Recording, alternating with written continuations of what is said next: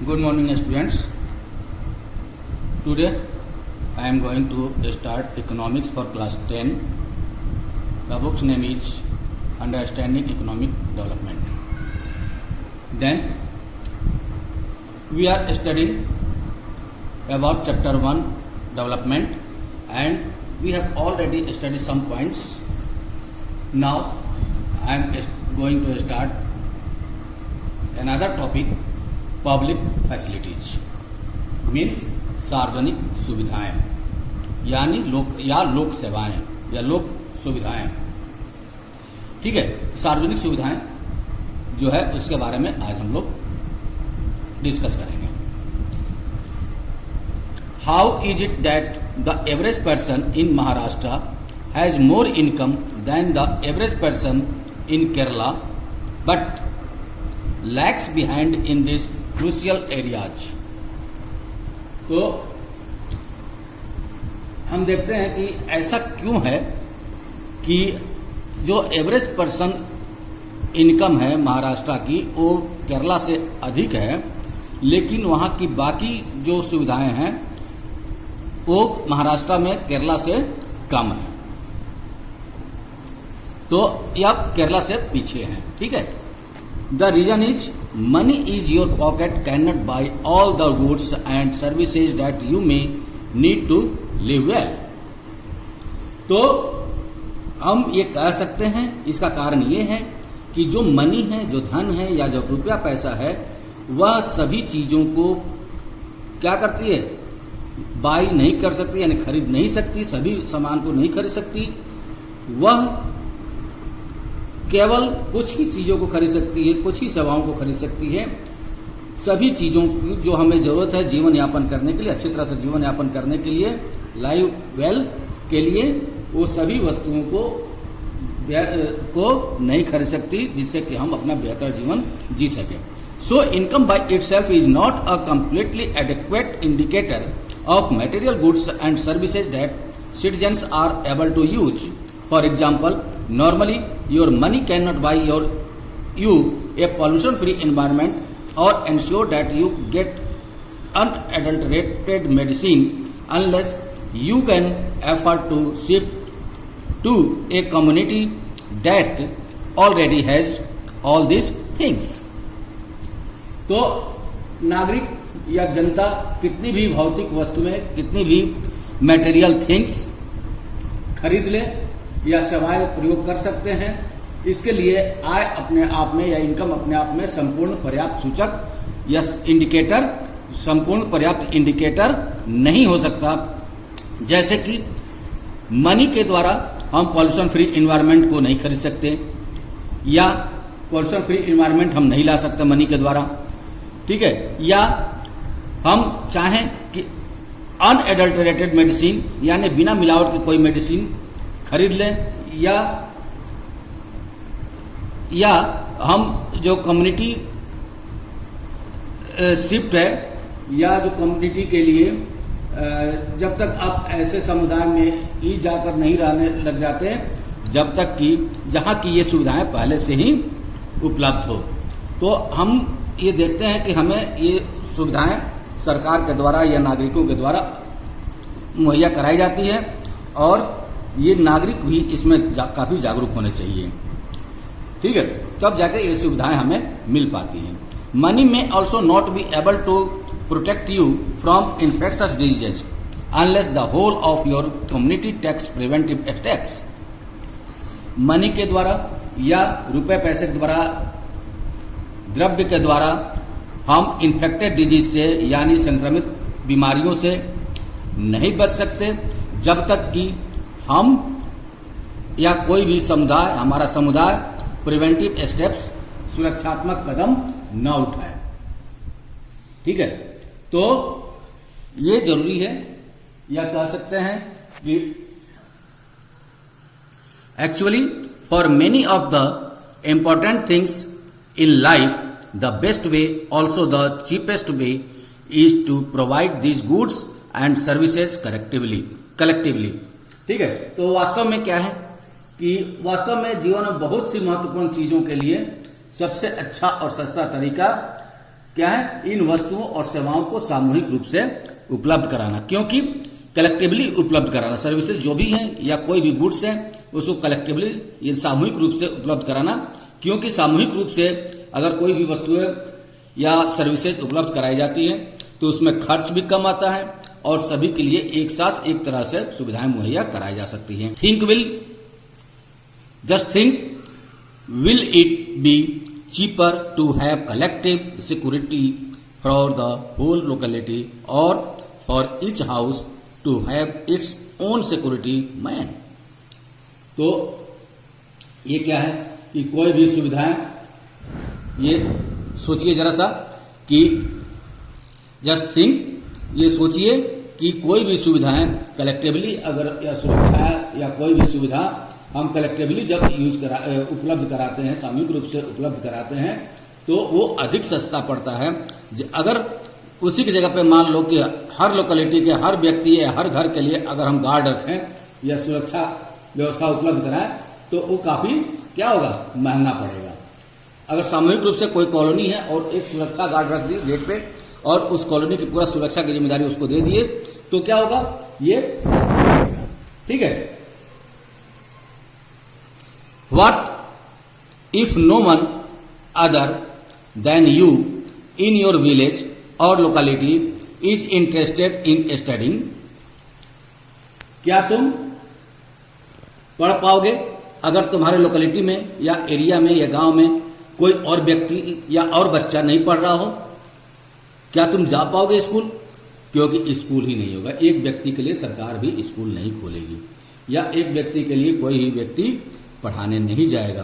तो इस प्रकार से अगर विलेज में या लोकेलिटी में अगर केवल तुम ही इंटरेस्टेड हो और कोई इंटरेस्टेड नहीं है पढ़ने के लिए तो वहां पे पढ़ाई तुम्हारी बाधित होगी। Would you be able to study? क्या तुम पढ़ पाओगे? नहीं।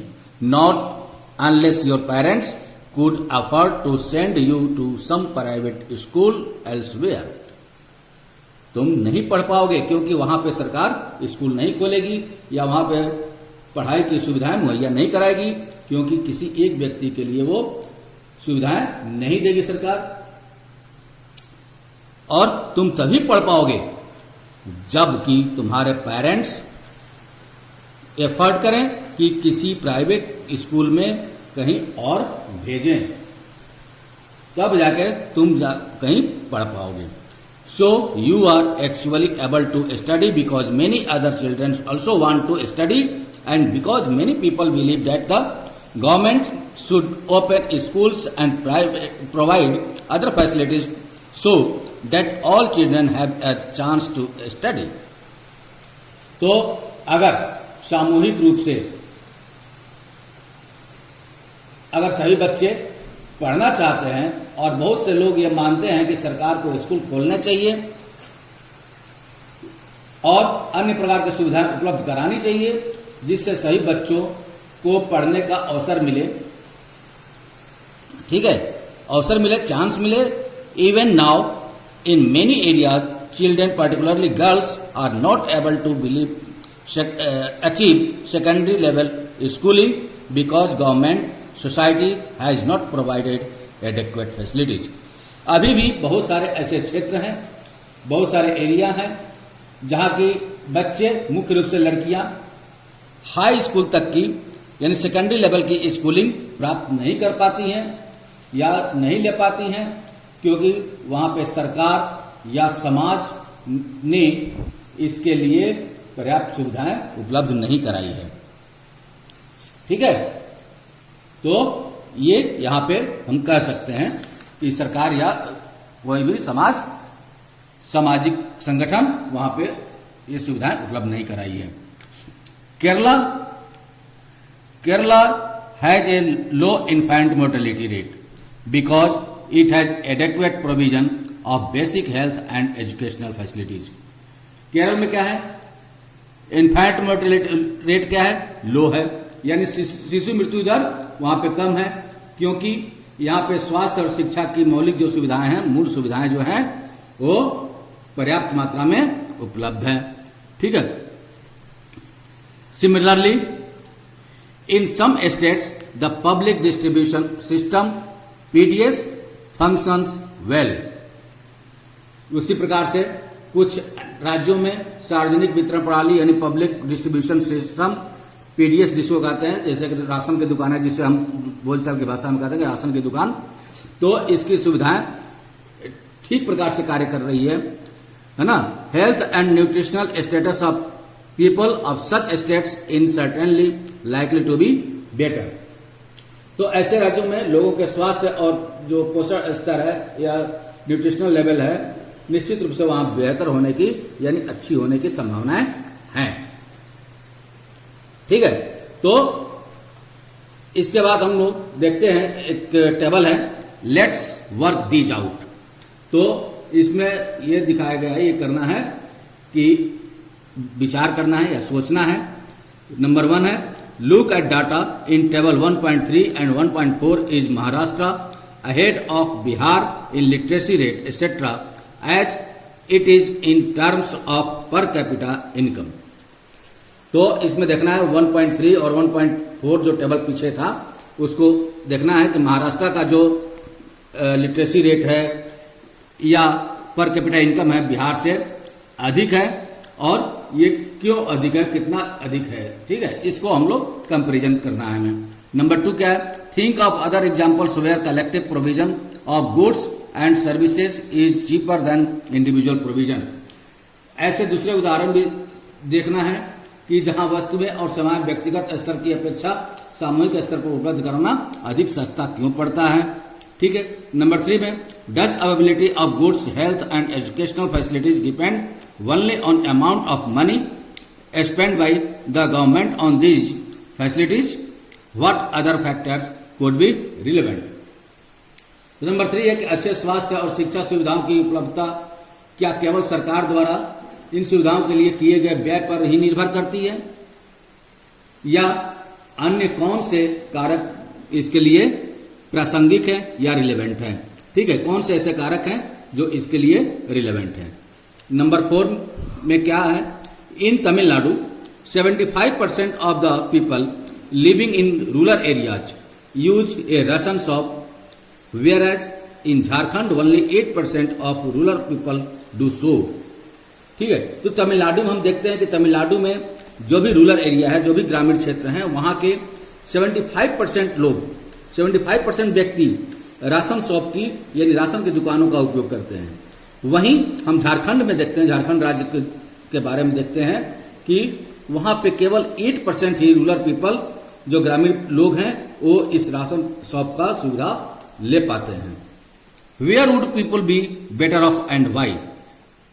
कहां के लोगों का जीवन बेहतर होगा और क्यों बेहतर होगा, इस पे हमें विचार करना है। ठीक है, नेक्स्ट है टेबल एक्टिविटी की। तो एक्टिविटी में भी आप कर सकते हैं, study table 1.5 carefully and fill in the blanks in the following paragraph. For this you may need to make calculation based on the table. इसमें 1.5 टेबल क्या है, educational achievement of rural population of Uttar Pradesh. Uttar Pradesh का educational achievement के बारे में इसमें दिखाया गया है। ठीक है, कि एजुकेशनल अचीवमेंट रूरल एरिया जो है, रूरल पॉपुलेशन जो है उत्तर प्रदेश का, उसमें कितना क्या है, उसका लिटरेसी रेट दिखाया गया है। Literacy rate for rural population में मेल 76%, ठीक है, female 54%। Literacy rate for rural children in age group 10 to 14 years में मेल 90%, फीमेल 87%। ओके, और percentage of rural children age 10 to 14 years का अटेंडिंग स्कूल, मेल्स में 85%, फीमेल्स में 82%। अब इसको इसी आधार पे इसको पढ़ करके फिल करना है। ठीक है, इतना आप लोग कर सकते हैं। ठीक है, इसे आप देख लीजिए और इसको आप लोग कर सकते हैं। ओके, नेक्स्ट आते हैं हम एक्टिविटी 3 पे। ये एक्टिविटी 2 था, एक्टिविटी 3 पे आते हैं। ये एक नोट्स है, उस पर हम कुछ रिपोर्ट्स को निकाल सकते हैं। तो देखते हैं, one day to find out if adult are undernourished is to calculate what nutrition scientist call body mass index, BMI। आप लोगों ने नाम सुना होगा कि BMI होता है कि किसी भी व्यक्ति की पोषण क्षमता या उसके स्वास्थ्य के बारे में बीएमआई के द्वारा जानकारी ली जाती है। ठीक है, तो बीएमआई का फुल फॉर्म होता है बॉडी मास इंडेक्स। तो इसको हम लोग ज्ञात करने के लिए, जो पोषण है या पोषित स्वास्थ्य है, उसको ज्ञात करने के लिए बीएमआई एक तरीका होता है। यह वैज्ञानिक तरीका है। ठीक है, तो this is easy to calculate, या इसको कैलकुलेट करना बहुत ही आसान है। इसे आसानी से हम कैलकुलेट कर सकते हैं। Take the weight of the person in KG, किसी भी व्यक्ति का वेट हम लोग किलोग्राम में लेते हैं। Then take the height in metres, उसके बाद उस व्यक्ति की हाइट हम मीटर में लेते हैं। फिर divide the weight by the square of the height, तो उसके बाद वेट को हम लोग हाइट के स्क्वायर से डिवाइड कर देते हैं। If this figure is less than 18.5 then the person would be considered undernourished. ठीक है, तो अगर उसका बीएमआई या उसका जो फिगर है या ये 8.5 से कम आता है, सॉरी 8.5 से कम आता है, 18.5 से कम आता है, तो उसको हम लोग कहते हैं कि इसके स्वास्थ्य में कुछ गड़बड़ है और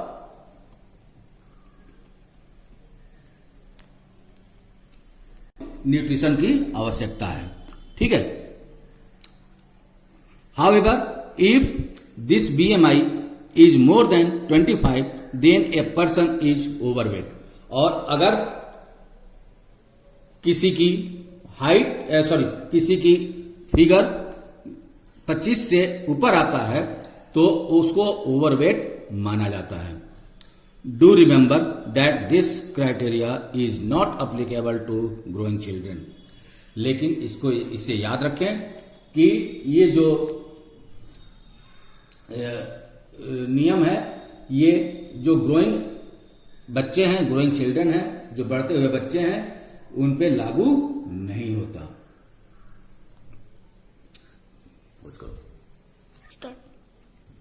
Let each student in a class find out the weight and height of 3 adult persons of different economic backgrounds such as construction worker, domestic servant, office worker, business person etcetera.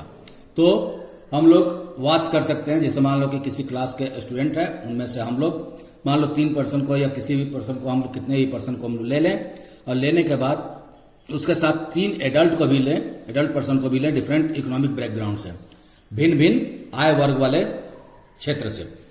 जैसे कि कोई व्यक्ति कंस्ट्रक्शन वर्कर हो, कोई व्यक्ति domestic servant हो, कोई office worker हो या कोई बिजनेस पर्सन हो, इनमें से व्यक्तियों को हम लोग सब में से ले लें। उसके बाद collect the data from all the students and make a combined table. उसके बाद इन सब का हम लोग डाटा को कलेक्ट करें।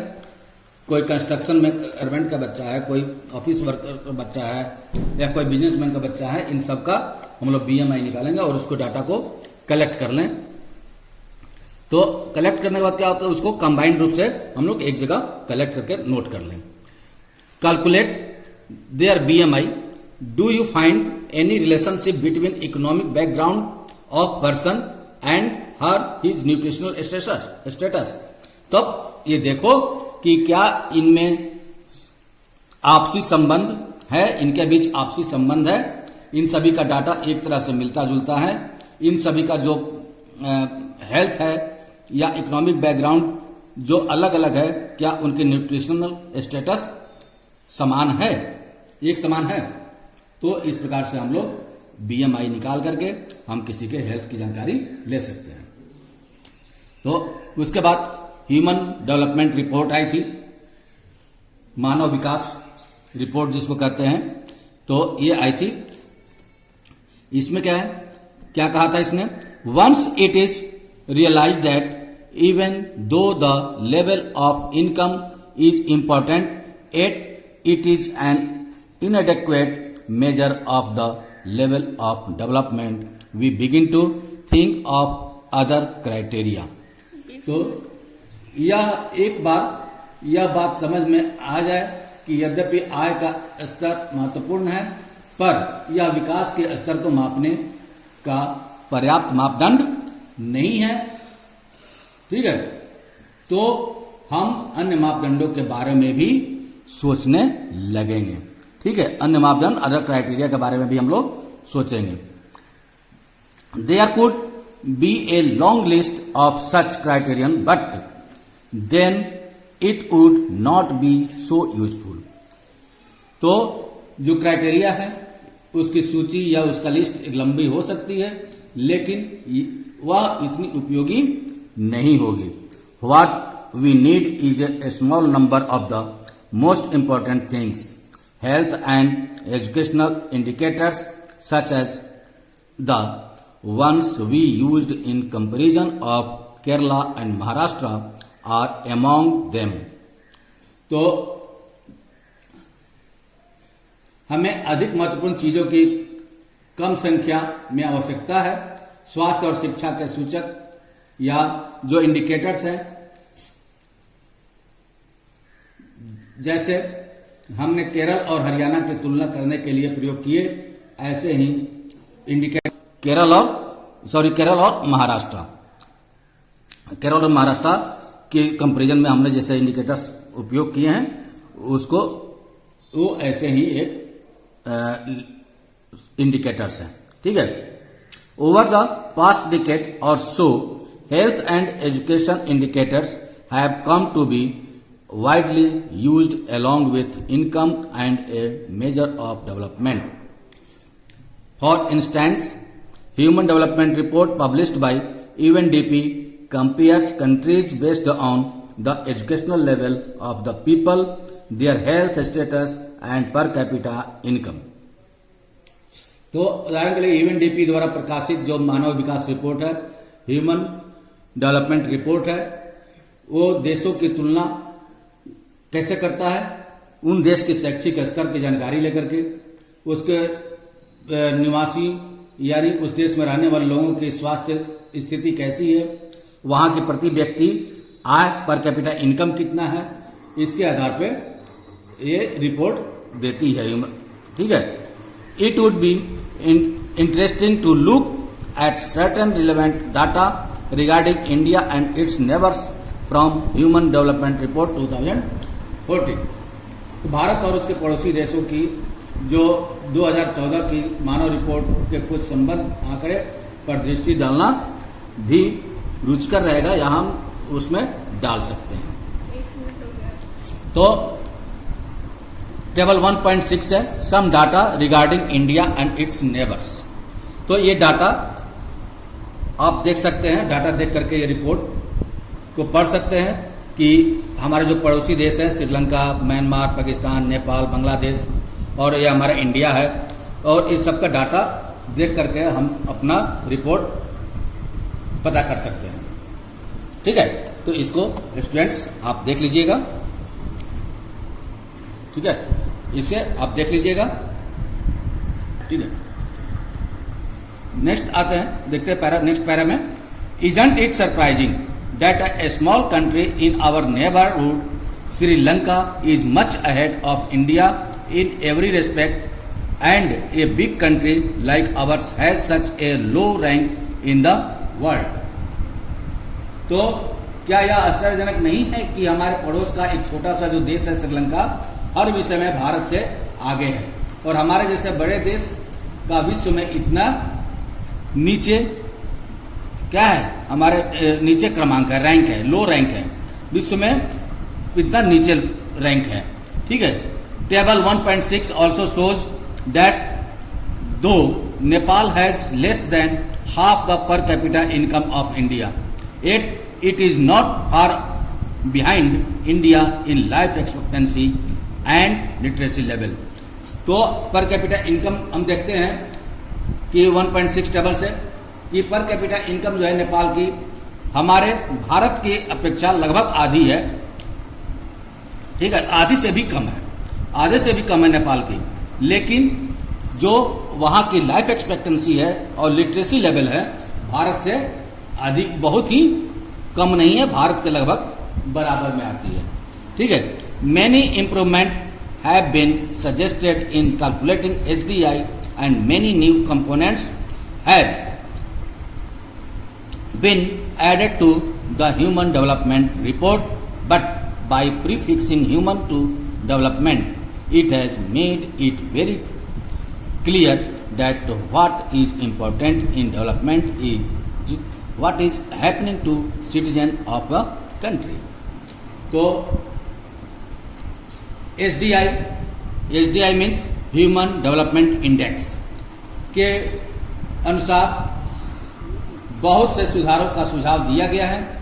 मानव विकास रिपोर्ट में बहुत से नए घटक कंपोनेंट्स, बहुत सारे कंपोनेंट्स जोड़े गए हैं, लेकिन मानव विकास रिपोर्ट जो है ह्यूमन डेवलपमेंट रिपोर्ट,